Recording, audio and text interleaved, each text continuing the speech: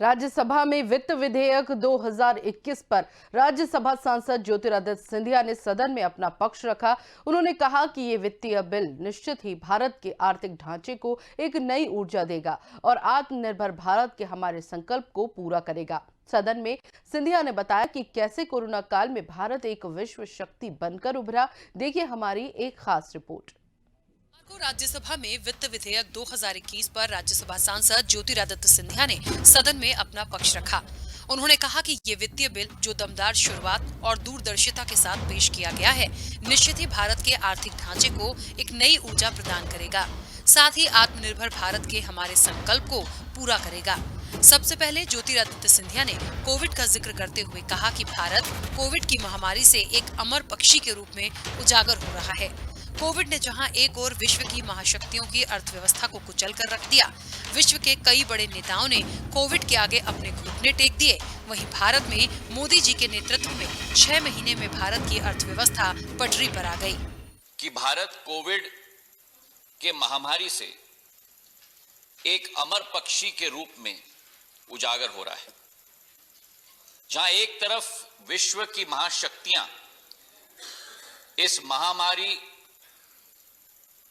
Covid ने उनकी अर्थव्यवस्था को कुचल के रख दी,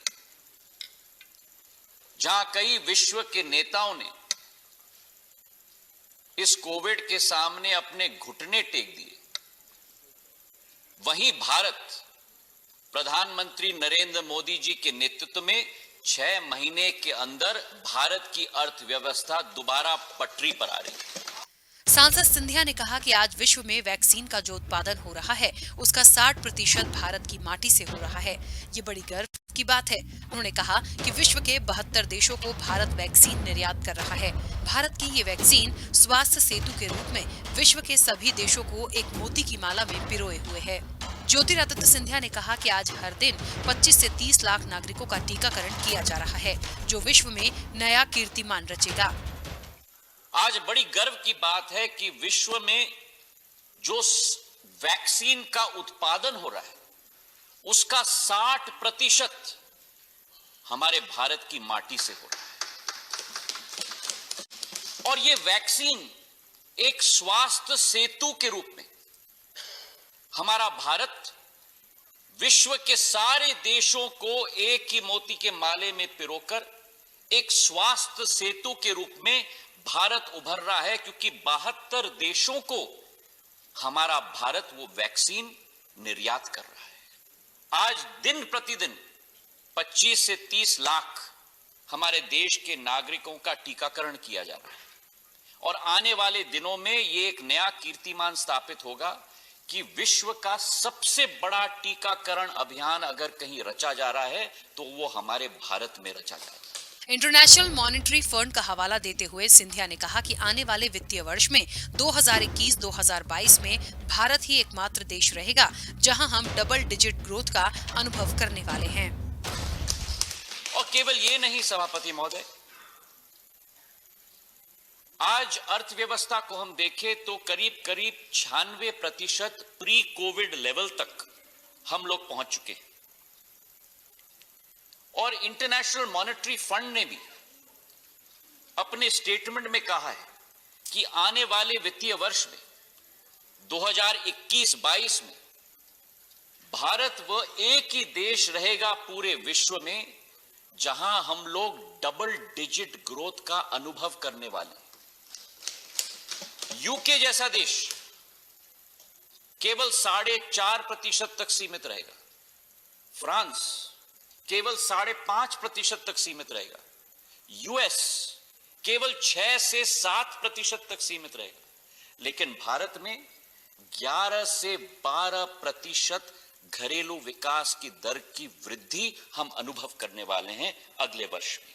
सिंधिया ने कहा कि सरकार का असली इम्तिहान तब होगा जब हम जनता को तूफान से बाहर निकालते हैं। सिंधिया ने कहा कि संसाधन की कमी जरूर रही हो, लेकिन संबल देने में हमारी सरकार ने कोई कमी नहीं रखी।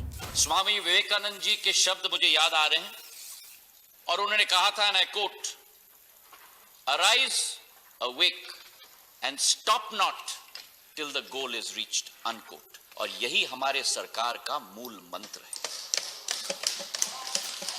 अंग्रेजी में एक कहावत है सभापति महोदय कि smooth seas don't make skillful sailors, और यह असलियत है।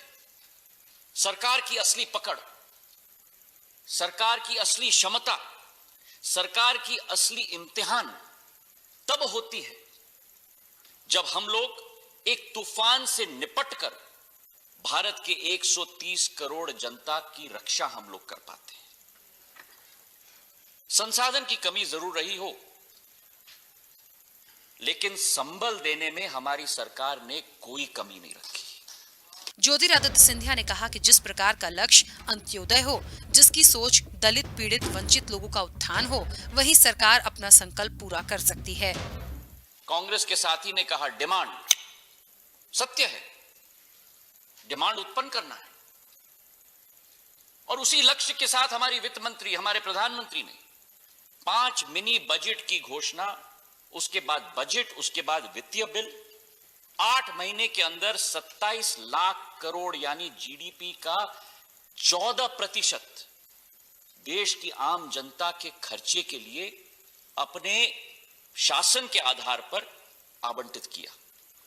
और यह वही सरकार कर सकती है जिसका प्रण, जिसका पथ अंत्योदय हो, जिसकी सोच विचारधारा, जिसकी वास्तविकता दलित, शोषित, पीड़ित, वंचित लोगों का उत्थान हो।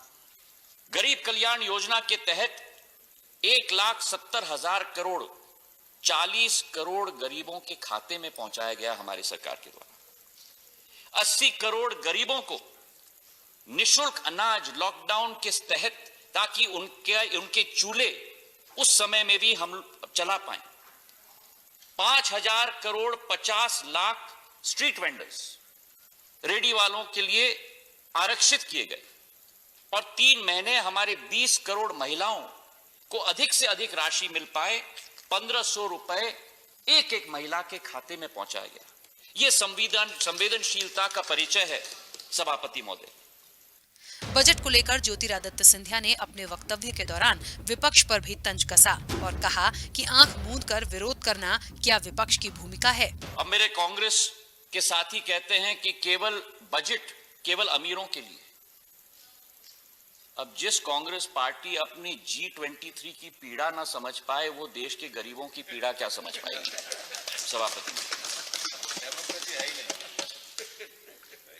आंख मूंद कर विरोध करना क्या ये विपक्ष की भूमिका है? विपक्ष के मोदी टैक्स को लेकर उठाए गए सवाल का जवाब भी सिंधिया ने सदन में दिया।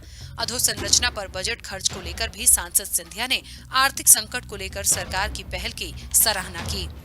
अब बयानबाजी बहुत होती है विपक्ष के द्वारा सभापति महोदय, Modi tax, Modi tax, Modi tax.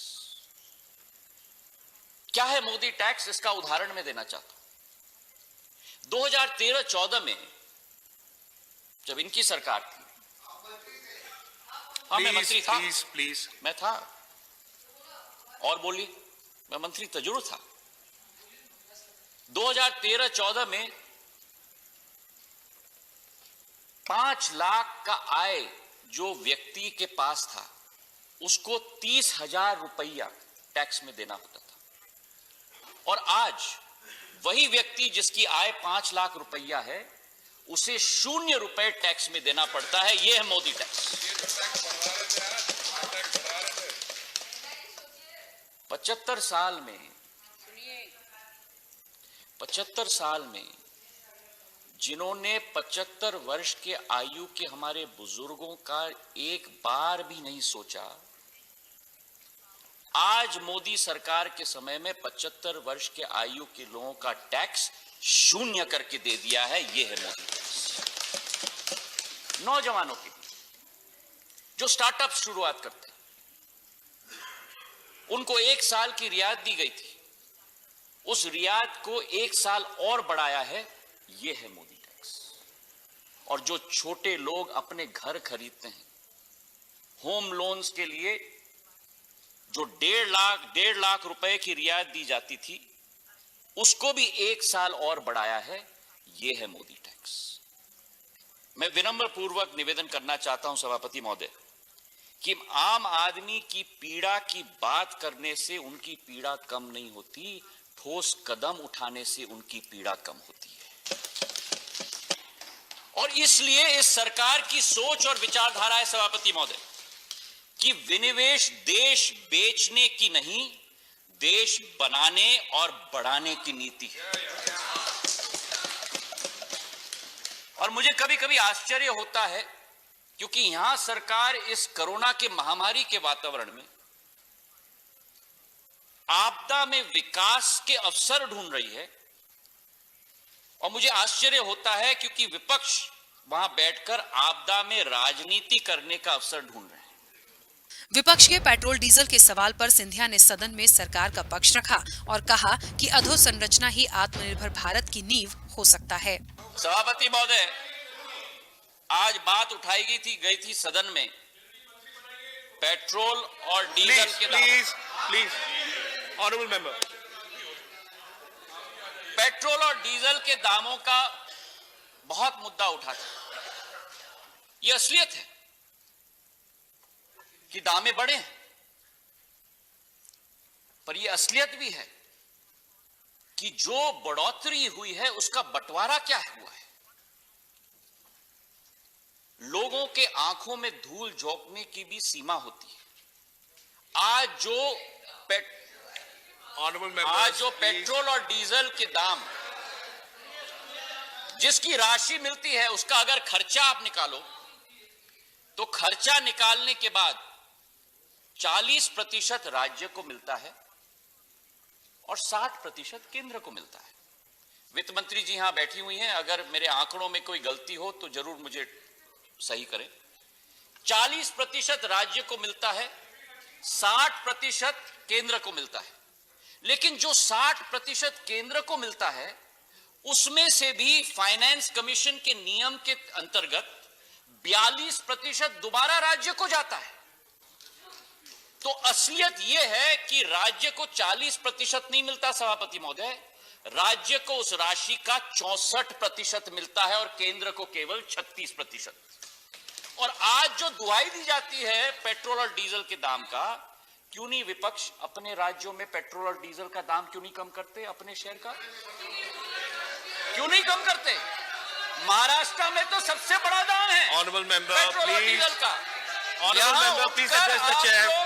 यहाँ सिंधिया जी, आप लोग प्लीज टेक योर दे रहे हो और honourable member, please take your कदम नहीं उठाते। और यही इतना कहना चाहता हूं आपको सभापति महोदय कि जिनके please honourable members, thank you. सभापति महोदय कि जिनके घर शीशे के होते हैं वो दूसरों पर पत्थर नहीं फेंकते। वित्त बिल 2021 पर सिंधिया ने कहा कि हम नई नीति, नई सोच, नई कार्यशैली लेकर आए हैं। उन्होंने कहा कि देश के लिए नीति बनती है, नीति के लिए देश नहीं। उन्होंने कहा कि हमारा संकल्प आत्मनिर्भरता है और उसी आधार पर हम सबका साथ, सबका विकास और सबका विश्वास, इसी मंत्र पर हमारी सरकार आगे बढ़ेगी। सिंधिया ने कहा कि आज विश्व में भारत को मान सम्मान की दृष्टि से पूरे विश्व में देखा जाता है। पीएम ने भी कहा था कि 21वीं शताब्दी भारत की होगी। सदन में सिंधिया ने अपना वक्तव्य कविता की कुछ पंक्तियों से पूरा किया। और मुझे विश्वास है कि इस कोरोना काल से जैसे हम उभर रहे हैं, उस रीसेट बटन के साथ हमारी सोच में, विचारधारा में, प्राथमिकताओं में एक क्रांतिकारी बदलाव आएगा और एक पैराडाइम शिफ्ट को एक जनता का मुख्य अस्त्र बनाकर हमारी सरकार आगे बढ़ेगी, इसका मुझे पूरा विश्वास है। मैं मानता हूं सभापति महोदय कि देश के लिए नीति नहीं बनती, देश के लिए नीति बनती है, नीति के लिए देश नहीं। और आत्मनिर्भरता हमारा संकल्प है और उसी के आधार पर सबका साथ, सबका विश्वास और सबका विकास, इसी मंत्र के साथ हमारी सरकार आगे कार्य करेगी। 2021, 2013 का भारत नहीं, आज भारत को मान सम्मान के दृष्टिकोण से पूरे विश्व में देखा जाता है। विश्व के अर्थव्यवस्था में भारत का एक सम्मानजनक जगह आज स्थापित हो चुका है। प्रधानमंत्री नरेंद्र मोदी जी ने कहा था कि 21वीं शताब्दी भारत की होगी और मुझे विश्वास है कि ये वित्तीय बिल जो दमदार शुरुआत और दूरदर्शिता के साथ पेश किया गया है, ट्रिपल आर रिफॉर्म, रिलीफ और रिफ्रेश की जुगलबंदी के साथ भारत का नया एक ऊर्जा की शुरुआत करेगी।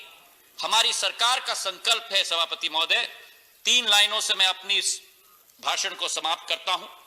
हमारी सरकार का संकल्प है कि आरजू बस यही है, आरजू बस यही है मेरे हर सांस देश के नाम हो। आरजू बस यही है कि हमारी हर सांस देश के नाम हो। जो सर उठे तो मेरे सामने तिरंगा हो। आरजू बस यही है मेरा हर सांस देश के नाम हो। जो सर उठे तो मेरे सामने तिरंगा हो। जो सर झुके तो वतन को प्रणाम हो। धन्यवाद।